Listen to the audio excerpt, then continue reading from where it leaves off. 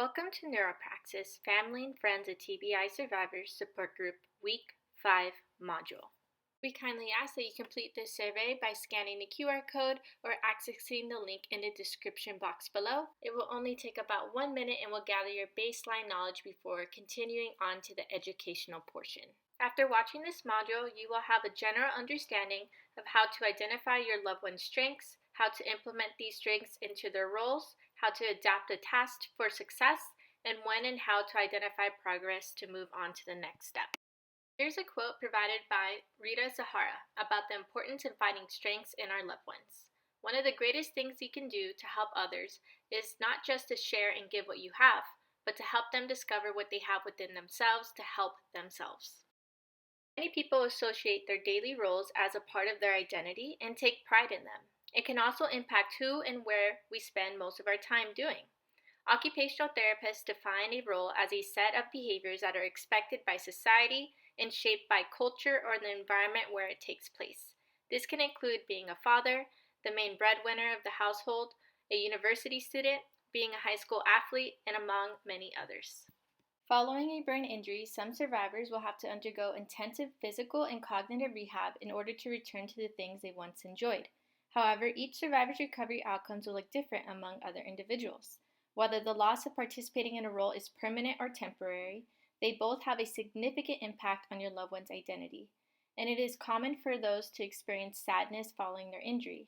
This can lead to grief due to the changes to their role within their families and community, and feelings of uncertainty over their situation, or frustration and changes of their personal independence. Here is a 2-minute clip of an interview with Callie, a survivor of multiple brain injuries while in high school, and now a physical therapy graduate student. She shares her experience of reframing how she found a new identity following her injury. You can follow along to the recording or click the link to watch in your own browser.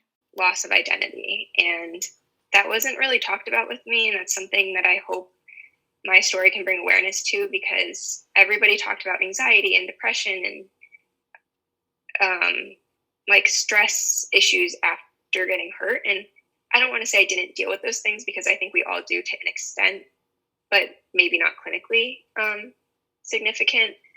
But at that subclinical level of worry and fear and wondering what's going to happen in the future, that was certainly there, but it wasn't to the degree that I felt like it should be.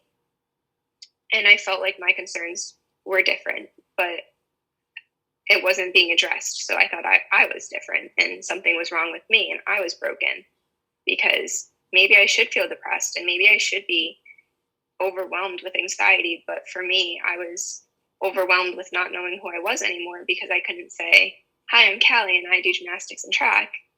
All of a sudden it was like, "Hi, I'm Callie. I can't walk. I'm in sunglasses. My words are incoherent. I have all these symptoms." And that's not how I identified. I tried to keep my brain injury separate, because we're not our brain injury. It's just a piece of our story. But I didn't know how to describe myself, or what fun facts to share when we do icebreakers, or what to do after school, or anything really. I lost all of that time, that suddenly I had 5 or 6 free hours every single day, and I couldn't fill it with what I have since I was 8 years old. So I turned to more of a self-confidence issue, I would say. And I don't know that there's a diagnosis for that. Maybe there is, but I just struggled with self-esteem and self-confidence and believing in myself that I still had capabilities. They were just going to have to be different, and I was going to have to start at the bottom somewhere and find new hobbies and interests. In this section, we will go over specific techniques and steps in identifying your loved one's strengths. Your loved one's strengths can come from internal or external sources, such as their mindset or having a loving, supporting family. Here are some tips in identifying their strengths. Ask your loved one about what they believe their current strengths are. You can also ask them about the specific mindset or opportunities that help them identify their strengths. You can follow up of what you believe their strengths are, or even ask trusted family or friends who are an active part of your loved one's life on their insight. You can even ask their healthcare team on what strengths they see in session with your loved one. Acquiring information from those who are involved in your loved one's care can get a full picture of where they are currently showing progress. Reflect if your loved one has new passions following their injury, what motivates them easily, or what are some positive behaviors or personal attributes they depict in this current point in time. What circumstances tend to bring out the best in your loved one? Are they a morning person? Do they feel more lively when the environment is calm? Is there a specific task they take pride in? After getting exercise, do they have an improved mood? In what situations did your loved one continue to persevere in, even during trial and error? Some of these tips may be hard to answer if your loved one isn't exposed to new opportunities post injury that can spark their interest, their passion, and highlight their strengths. Asking them to give 3 realistic tasks they would like to get back into, or providing them opportunities to try new tasks on their own, can improve their self confidence. Coming up with a backup plan can provide additional opportunities for success.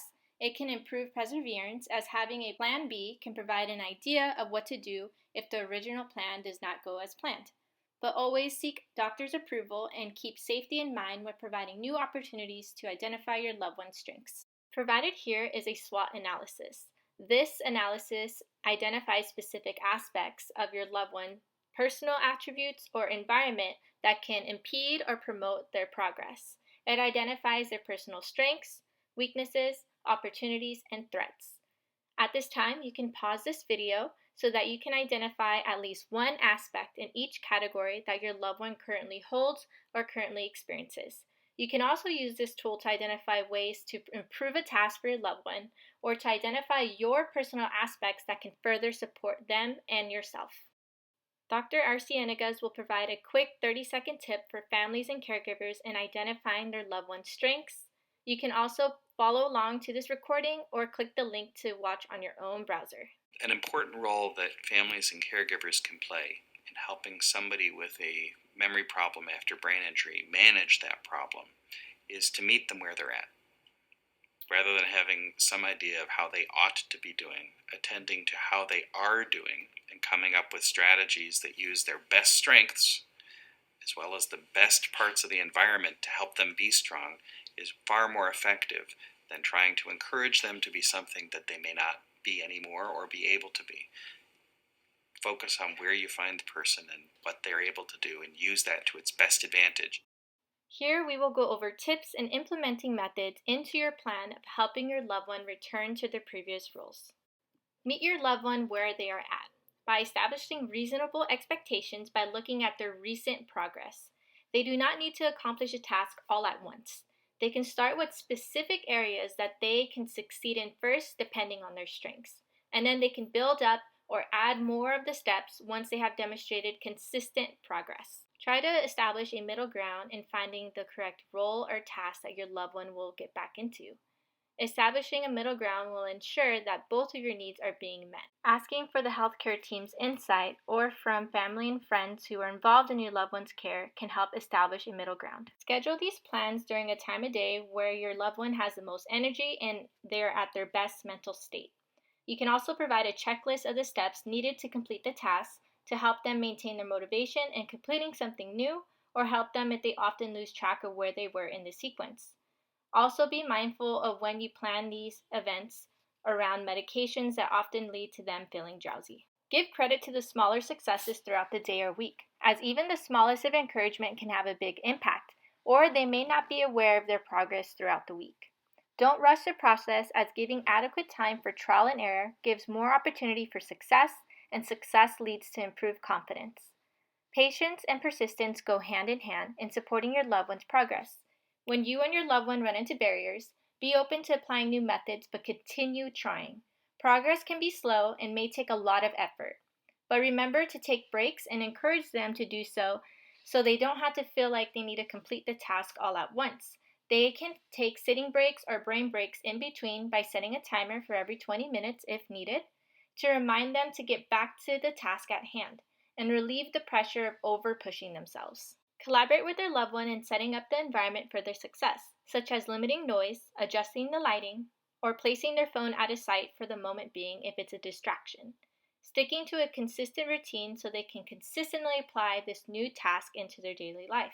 Also, knowing their rights covered in the ADA Act can ensure their strengths are being supported in their community, or if they plan to return to work and are seeking accommodations, Receiving workplace accommodations can ensure your loved one meets their workplace demands, and we provided resources at the end of this module to help you identify what your loved one's rights are in the workplace. Here are common mistakes to avoid to promote your loved one's success in returning to their roles. Help your loved one avoid multitasking at all costs, as this can lead to confusion, frustration, and impede the success of their daily tasks. Break up activities into smaller chunks by having your loved one understand what their planned end result will be. Encourage them to review the steps beforehand and verbalize each step as they go, so they are aware of what they need to do. You can encourage them to identify the sequential order of each step with self-talk. What should I do first, second, third, etc. Encourage them to create a plan or a timeline for completing these tasks by having them identify if they need to do it in the morning, the evening time, or need to complete it by this week.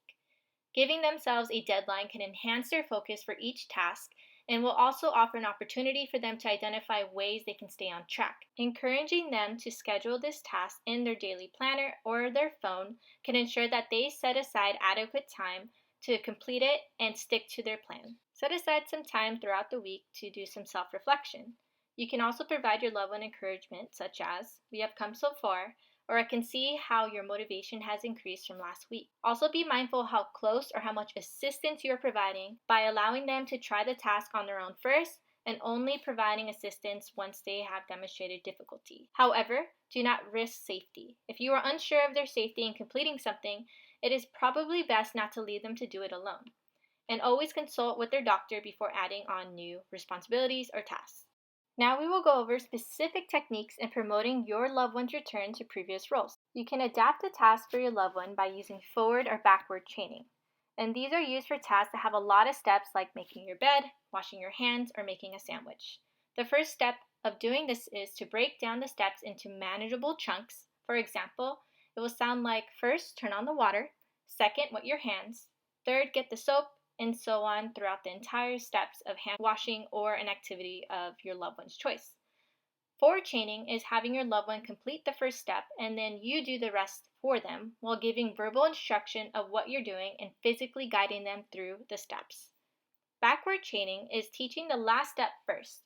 You guide them through hand washing, but at the end, they are able to dry their own hands. And once they are able to complete most of the steps by themselves, but maybe 2 of the steps, then you can move away from the physical guidance and use cues, which are signals we give that are more hands-off, so we can guide them to the next step. This can be done by giving a visual cue like pointing to the soap dispenser or tapping the inside of their hands as a sign that they need soap, or verbally telling them the next step, get soap. As your loved one progressively learns the steps of each task on their own, you gradually remove how much cues or physical guidance you give them. The key is to have them try it first, and once they struggle for more than 3 tries, then you begin to offer them help. When determining when to use backward or forward chaining, see where your loved one has the most success. Is it in the beginning, the end, the middle, and choose the best method in which they think they will have the most success. Using visual checklists are a great way to help your loved one follow the steps of doing the laundry or putting the dishes in the dishwasher. They have the correct steps listed in order with pictures to help them know where they are in the sequence. You can place these checklists at eye level on the wall or window facing the sink, dryer, or washer. Use checklists only when your loved one is able to complete it independently but may forget a few steps and can self-correct if given a verbal cue.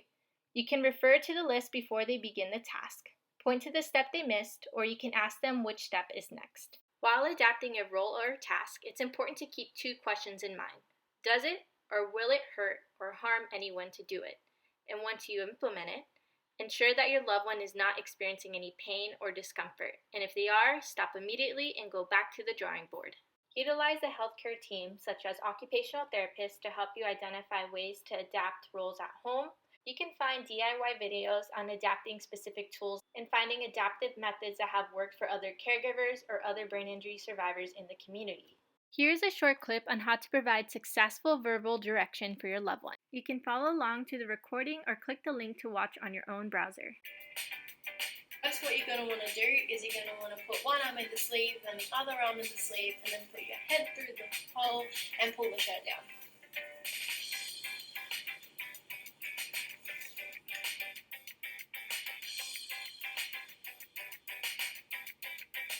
Okay, so you're going to orientate your shirt so the tag goes at the back. Yep. Tag at the back. Then you're going to put your head through the bottom of the shirt and back out through the top hole. Place your left arm through your left sleeve. Push all the way through. And right arm in the right sleeve. And push all the way through. And then pull the bottom of the shirt down around your body. These are examples of visual aids known as visual checklists. If you would like to make your own, we have provided 2 resources at the end of this module. You can also modify utensils and tools to fit your loved one's current functioning.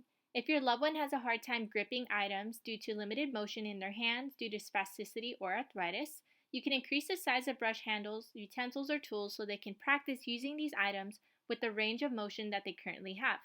At the end of this module, we have provided free step-by-step tutorials on making built-up handles with items found around your home.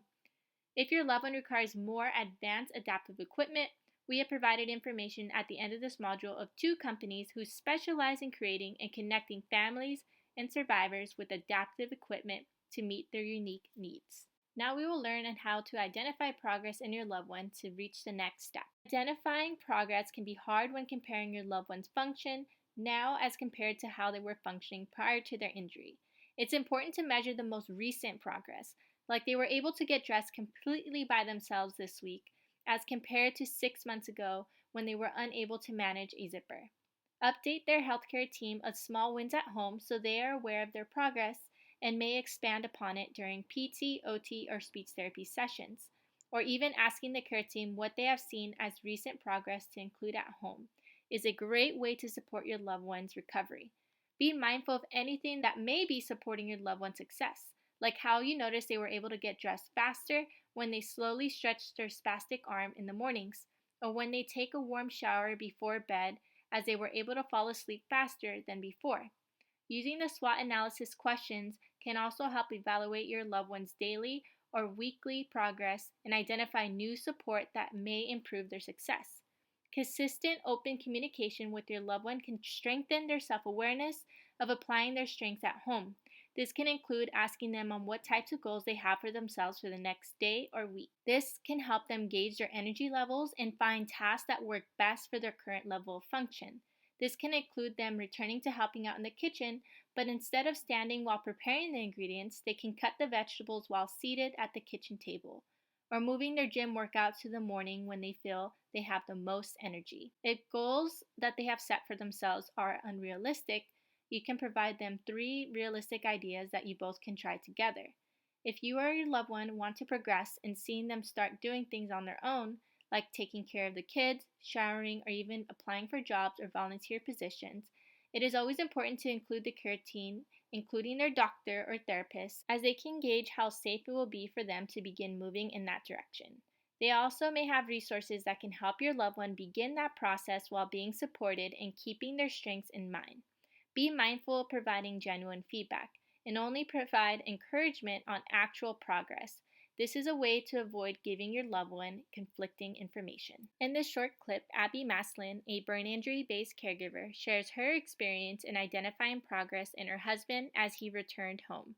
You can follow along to this recording, or you can click the link to watch on your own browser. Because it looked so strangely like our old life, I think we both expected that the progress would just catch up with us, that the recovery would catch up with where we had made it into our lives, and so we could jump back into our old lives and TC would speak a lot better. But that didn't happen. We came back and it was still really hard. And we were like, wait a minute, we thought this was just going to be like our old life again. And it took several months for us to say, we're here and it looks similar, but it's not the same. And the recovery is still happening. It's very slow. It's very slow. And just because you switch locations doesn't mean it's going to speed up. So I think a lot of kind of gauging TC's progress has been our own perspective on it. Just really trying to keep our expectations manageable and notice the really small indicators of progress. Like TC being able to walk to the grocery store and get the correct groceries, the groceries we've asked for, and then bring them home, that's huge. That is huge. If I look back and I think about those days where I had to go to the grocery store alone because I would have been pushing a wheelchair and it was just easier to get a babysitter for my husband. That's enormous progress. Now we will go over key takeaways from this module. Be realistic in expectations and goals by only focusing on recent progress. Use a SWOT analysis to identify your loved one's strengths, weaknesses, potential opportunities that may improve their progress, and potential threats or barriers that may impede their ability to return to their previous roles. Utilize the resources that we have provided you, or contact your loved one's healthcare team, or ask family and friends to provide you key insight and guidance during this process. Work together with your loved one to identify their strengths and find a middle ground in planning how they will implement these strengths and what roles they plan on returning to. It's also important to work with your loved one's healthcare team in seeking their advice and moving forward in this process. Adaptation requires creativity, a willing mindset, and lessons from trial and error. Some tasks may require more modification than others, and some methods may not work for everyone. Keeping an open mind is important to finding what works for your loved one. Ask other caregivers what has worked for their loved ones, or you can also access resources on YouTube or utilizing your healthcare team for advice. Lastly, keep safety as a priority and seek doctor's approval when appropriate. At this time, we kindly ask that you complete our second survey for this module. You can scan the QR code or access the link in the description box below. It should take only about 1 minute to complete. These two resources create and provide adaptive equipment for families and individuals with a variety of needs. These two websites provide free generators or templates to create visual checklists for either cooking, cleaning, or other tasks of your choice. Knowing your loved one's rights under the Americans with Disabilities Act is a way to support their strengths in returning to school or work. You can also contact the Legal Aid at Work helpline if you or your loved one have concerns regarding their rights covered under the ADA Act. Neuropraxis has created several resources that can support your loved one's success and build their skills following a brain injury. Click the images to be directed to their video links. We would like to thank all the brain injury researchers, websites, and organizations who have provided the information included in this module. This module was created by Vanessa Rivera, an occupational therapy doctorate student at West Coast University Center for Graduate Studies and doctor intern at Neuropraxis Rehab, under the supervision of Christine Weaver, the CEO and founder of Neuropraxis, an occupational therapist with over 29 years of experience within the brain injury rehab setting. This module's material is for information and support and not a substitute for doctor or healthcare team advice for you or your loved one.